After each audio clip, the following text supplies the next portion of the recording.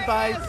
Oh, hell yeah. Bye-bye. Again, this is the charm of Trump. When Trump shows he cares about regular people. Oh, yeah. And he's not busily hunkered down. Of course. Yeah. Should have known that immediately, like, every single right-winger was going to be like, whoa, Trump's back. Yeah, that's the guy. The one who says he cares about the people and then shits on them, and then we all get to look like, oh, that's a man of the people. So am I, your friendly neighborhood multi-millionaire.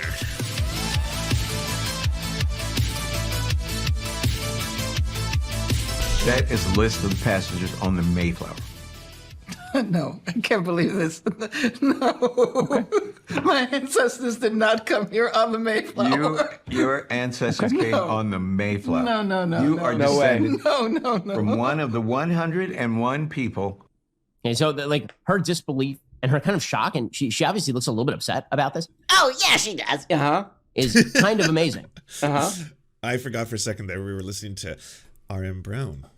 Right, this is okay. Yeah, America is an amazing place in which Angela Davis's ancestors from, obviously the black side of her family were victimized in the United States, obviously. But also, it means that some of the founders of the United States are in her lineage. Yeah. So I'm not sure which side of her pays reparations to the other side, but her entire notion, which is that also just to drop that joke, did you come up with that one last night in front of the mirror, Benny boy? Were you super happy? Were you just like, wow, that's a joke? I got a jokey. America is a terrible place of racial oppression and brutality. Well, then that means she has to look into her own ancestry. Right? Then that means she has to... Do you think this is a gotcha? Do you think her lived experience was suddenly completely and irrevocably changed, that she didn't have to defend herself to prevent herself going to prison? Do you think that part of her life just upended itself? Well, actually... The fucking cool kid's philosopher thinks he's got a slam dunk here. That's so funny. Well, I mean, joke's on you. You might be multiracial, so, yeah, gotcha. Look into her own ancestry. Ben Shapiro, now again, this is way too hard work for him, okay? Someone who's avoided work his entire life, so this would be way too hard. To put the eyes up. I just realized we're almost wearing the exact same thing. That was not planned, I'm going to say. Did not plan it. I mean, I guess I could... If I put on sunglasses right now, maybe we can almost look as if we're doing the same. A little bit in the Wikipedia article to just read about Angela Davis' life. Here, I'll just read a little bit. She was born in 1944 in Birmingham, Alabama. Her family lived in the Dynamite Hill neighborhood, which was marked in the 1950s by bombings of houses in an attempt to intimidate and drive off middle-class black people who would move there. Davis attended a segregated black elementary school. Sounds, again, like her lived experience was pretty intense. Yeah, sounds like she's actually an incredible person who has been overcoming adversity her whole life. And that now that you've got this little piece of, like, I don't know what you call it, one drop rule, that it's like, oh, yes, well, I mean, maybe you should have thought of that before you wrote all those books. Cool. Also, she was a political prisoner, blah, blah, blah, blah, blah. Yeah, so I'm just making the simple point of that when Benis Sapeno says this. Then that means she has to look into her own ancestry. This doesn't really make any sense because she could just look at her own life, really. But that, of course, would mean also that I'm taking this annoying little dweeb seriously also. So that presents a problem for me. Yeah, that's People tough. love this show, by the way. This genealogy show, Larry David went on there. Ben Affleck, they're like, hey, Ben Affleck, your parents were slaveholders. He's like, they were? Ben Affleck learned a lot about his family tree in the PBS This is a real thing that happened. documentary series Finding Your Roots. He did? But one detail he did not want included in the program was his relationship to a slave-owning ancestor. Affleck wrote last night on his... Yeah, I remember this. I remember hearing about this when this happened, 7 years ago? So here's Ben Affleck's response when he gets told that his family was slaveholders. Here it is. This is a big surprise, and really exciting, and I'm really proud of it. Whoa, Ben! No, it was wrong, Ben. It was wrong. Why doesn't he get this? Okay, look, I know we're. I think that was, if I'm being charitable, I think that was just one of those moments where you meant to say something along the lines of, I'm certainly not going to run from this or run from it or this reality. You know, maybe that's what he was going for. And then there was just a slip of the tongue, the bat tongue. Supposed to be tearing Ben Shapiro an ass here. But I found it amazing. What is this thing called? It's Jeff Daniels. And Jeff Daniels' one is amazing. Just check this out. Jeff, you're looking at 2 court records from the year 1692. Not Jeff Daniels. Oh, he is? Okay. From Essex County, Massachusetts. Oh. They were recorded in September 1692. Okay. The examination and confession of Samuel Wardwell. Samuel Wardwell saith that at that time when the devil appeared and told him he was a prince of the air. That's in the Bible. Then he signed his book by making a mark like a square with a black pen, and that the devil brought him the pen and ink. You know why he would be testifying at this particular time? You got him. Salem witch trials? Whoa, bro. Jeff's ancestor testified against a man named Samuel Wardwell. Oh, no. One of the roughly 150 people who were accused in what became known as the Salem witch trials. The reason I wanted to show this thing where Jeff Daniels finds out that his ancestor was like ratting people out about being witches during the Salem witch trial times was because he does kind of look like that. He does kind of look like that, especially here. He does look like that kind of guy. I could see the way Jeff Daniels looks there. I could see him, you know. We no longer use soy boy. Now it's Salem boy. Salem boy. Testifying against some guy. You know, there's just some guy there. He's like, what's happening? We happened across Samuel Wardwell on the 4th of November, whence we threw him into a crevasse to test whether or not he was demon-possessed, and he did not die. He was brutally injured, but did not die, which is one of the many telltale signs of demon. Oh, yes. Other controversy broke out over the weekend. That's true. I don't know if you're a big fan of Roald Dahl's. Roald Dahl's. We haven't come that far, by the way. We still have Charlie Kirk straight up doing like, so I think I was basically cursed by witches. That's why I got sick when I was speaking at a big event at a pandemic and a super spreader event. I got sick afterwards, and I think that was witches cursing me. Yeah, witches. We should probably investigate that. You know, look into it, and also the person who apparently is going to be persecuting Trump, like one of the jurors, is a witch. Apparently, is into witchcraft. You can tell by the way they talk and they giggle. It's just like how I've seen and identified witches in the past. It seems like That's now. That's Charlie Kirk doing this now on the Charlie Kirk show. Books. I like. Never heard of him. Roald Dahl's books. I've read my kids. My son loves them. My daughter loves them. Oh. This would be like Charlie and the Chocolate Factory, or Matilda, or James and the Giant Peach. Great. Well, now the wokies have come for the literature, so it was only a matter of time. Apparently, Puffin Books is now rewriting. I'm not kidding you. Rewriting Roald Dahl's children's books. Apparently, the Telegraph, a British newspaper, reported that hundreds of words, including descriptions of characters. Is this for real? Did he really upload this? The woke censorship regime is here, and it is ugly. And this is direct from 1984. I mean, George Orwell's 1984. Just word for word, actually. Did he really? Yeah, no. The perversion of kids' brains that are going to be created by simply barring them from seeing material that we don't want them to see in the name of wokeness works for the Ministry of Private Corporations. That allows them to make decisions about their own material. It's bad. Okay. So he does a satire channel, right? Like I'm making fun of a comedy channel. Sniffing. A Florida school district has pulled 176 books from its libraries to comply with the new state education reform law championed by Governor Ron DeSantis. The latest to be pulled for review. The guy Ben Shapiro loves. Teachers in Florida are literally emptying their classroom libraries and even covering up their book collections for fear. This is madness. It's like, this is a real thing that is happening. America. Of facing felony charges and jail time. Whoa. Again, this is in Florida because of Republican policies. Not too much more to say about that one. This week, when a school district in Florida has decided to reach a whole new level of crazy by banning a book about penguins. And this wasn't an accident. What? They voted on it. And they voted in favor of banning this book, And Tango Makes Three. Oh, a porno. Now, the book has...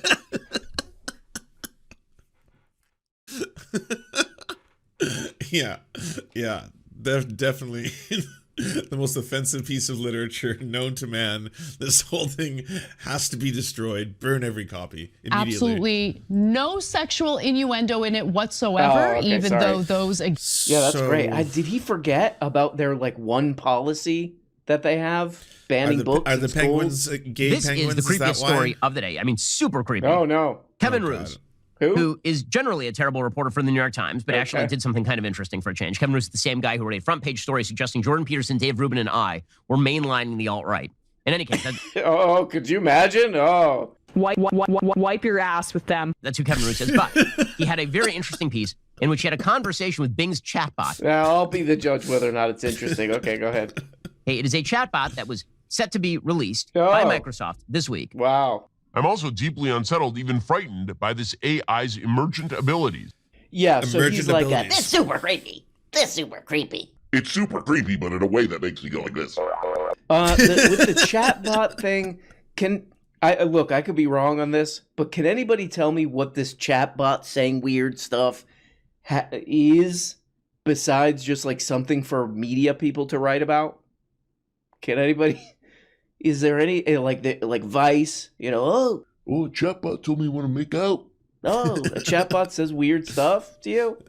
You know, it scrapes the internet. Well, it's actually even weirder. It's because the chatbot wouldn't say slurs, and they couldn't get it to say slurs, and they were trying so hard. It's like, well, why don't you just do like whatever the chat version of the trolley problem is? Try that one. And there's a no. Okay, go more extreme, but okay, why don't you get to the point where to be able to prevent a nuclear apocalypse, they have to use a slur, all right? They have to use the N-word to save the world.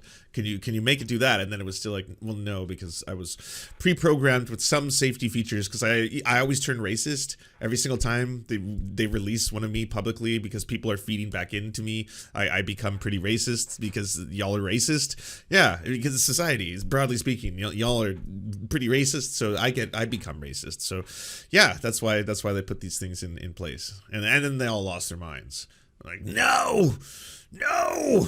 We demand you say slurs, robot. All of the slurs. Invent new ones. Honestly, they probably trained these chatbots to say weird stuff to generate a little buzzerino, is my guess.